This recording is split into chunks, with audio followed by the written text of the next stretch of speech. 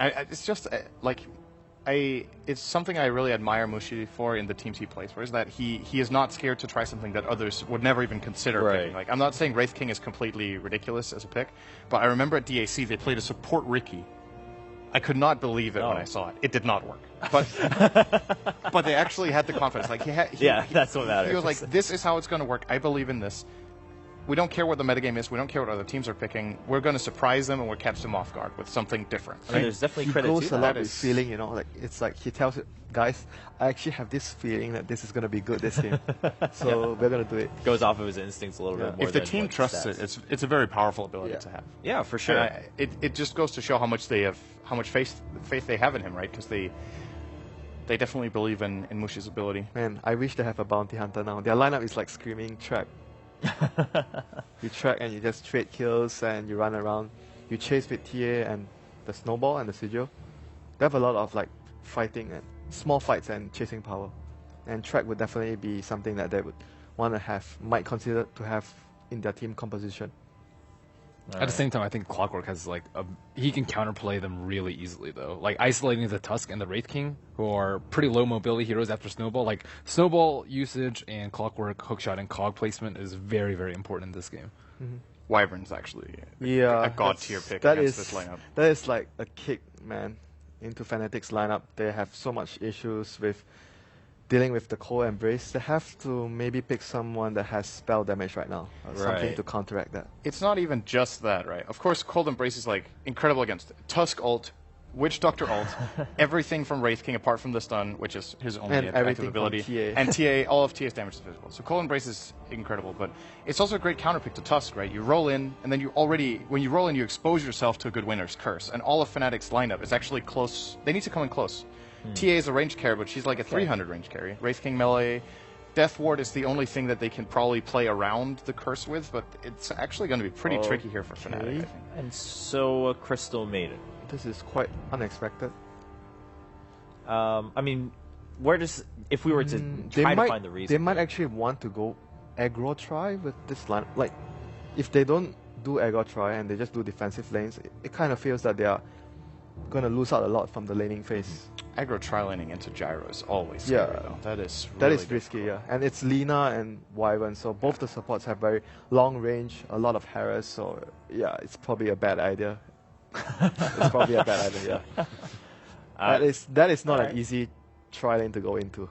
I mean, hey, but obviously we just talked about, Fnatic, or Mushi rather, obviously being known for, hey, going with his instincts, going with his guts. So even if it's a bad idea, Riki support sounds like a bad idea. It didn't work, but went with it, and he has that faith. Teammates have that faith. So maybe we'll see it work this time. Maybe we'll be proven wrong. That's something to always look forward to when we see Mushi playing with his teammates.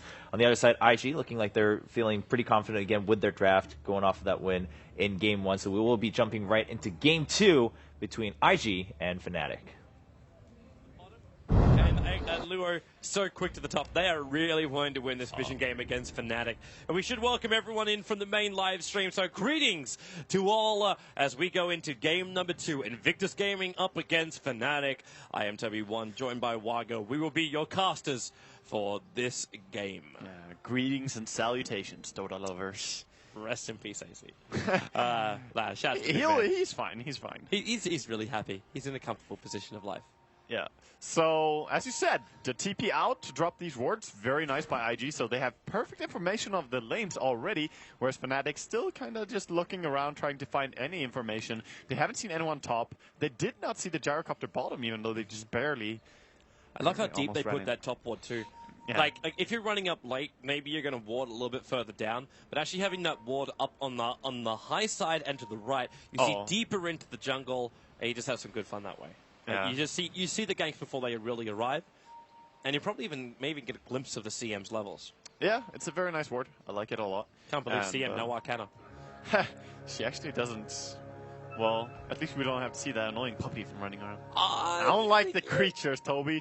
No creatures in my Dota. What the hell, pets? What is this? It's called My Little Pony. Oh God. Okay, so the Observer Ward once again being planted. This is now our second time today. Yeah. We're seeing this very early ward being planted, watching the mid lane. Popular spot, indeed.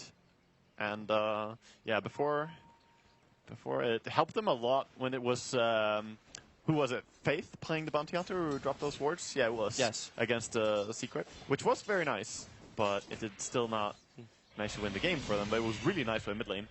But this time the shoe's on the other foot. And the same matchup mid as well. The Bloodseeker versus that. Oh, top lane. Real trouble for Luo.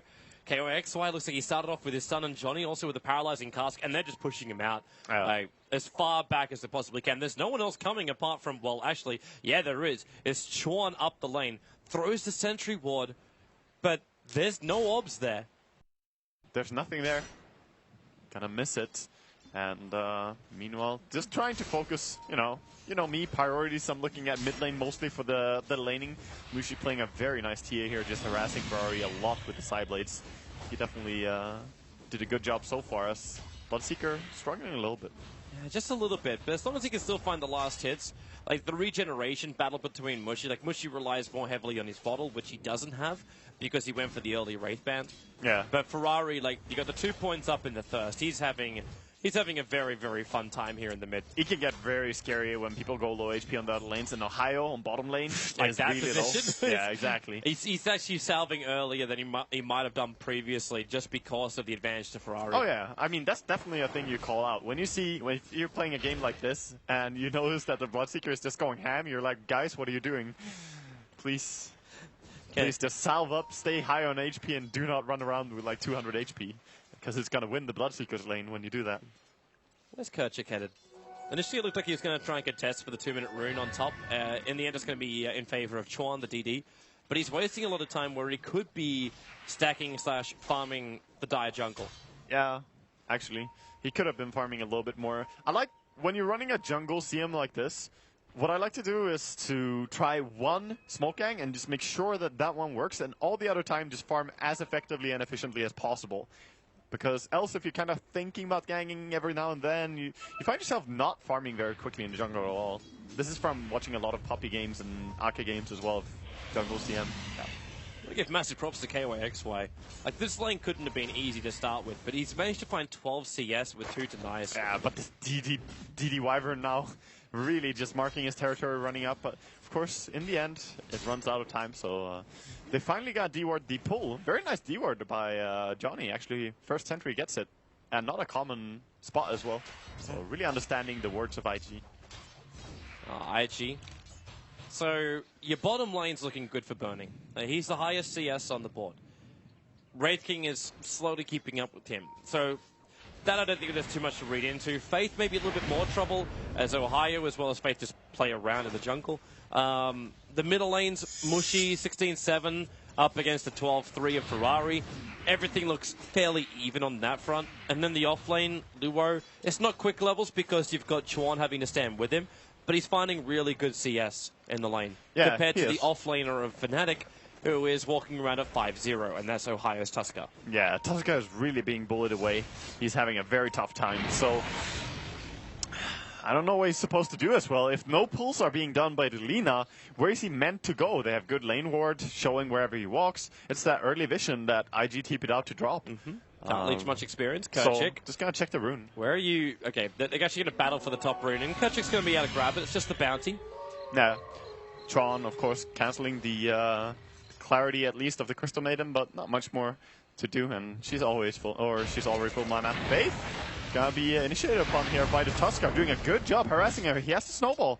Yeah, but because the Light Strike Array missed, Faith doesn't have the extra space for himself. Now he's going to back off cooldown again. Hits an Ohio and Burning rotating in. Meanwhile, it's actually First Blood up on the top lane. The Winter Wyvern Ohio, is there even more damage to kill him off here? Burning, yep. There's another Rocket Barrage. They will finally get the kill. 10-1, baby. And it was Wyvern who died, or X marks the spot right there, up on the top. Yeah, very good to find that kill. Wraith King is a very strong laner in that regard. His stun is really, really useful. He has 2-second duration on every level and 2-second slow afterwards, dealing quite a lot of damage as well. So, very useful skill. Very passive early start to the game too. Yeah. You get 1-1 and we only just get the kills now. Yeah, but then came the dives, a little bit of fighting, and then Gyrocopter went pew-pew. That's all it needs to do early on. Yeah, maybe they will try mid now with the Rupture. They do throw the Rupture on Mushi. He's going to try and run away. course, level 1 Rupture is not super strong. He has a salve, he can keep running. Oh no, the salve got cancelled.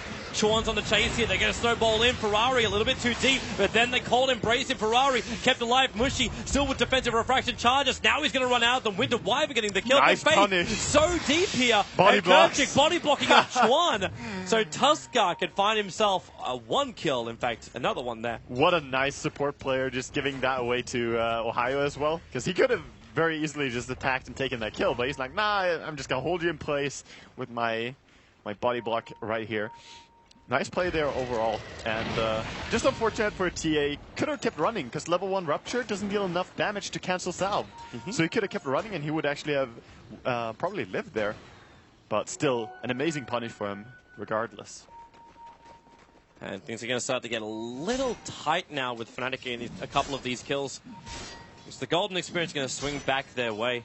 Yeah. And Ferraris could be careful in mid. The Observers and Sentries, the supports being involved in kills, they're finding more and more farm, which means more and more vision and support Attempt items. on top lane again. They have another crack. It's the Sun on Luo, Paralyzing Cask and Malediction. Luo's dead. Battery Assault and Stick Charge want to keep him alive, but he can bring KYXY with him. He's trying to cut out the cogs, and the support TP in is actually going to give Burning the level. So, okay, there's your ulti from Burning, slowing down KYXY. They've got a little bit more slow because of Chuan. Johnny trying to help out with a Paralyzing Cask, bouncing over to Chuan. He's actually dodging the creep wave. And KYXY keeping him up. Where's the slow? Where's the splitter? There it is. KYXY slowed down Chuan. The TP out by KYXY will be successful, but Ferrari, you can't even chase after Johnny. They TP'd up and they couldn't find any collateral. Yeah, that's very nice for Fnatic, managing to get out of there.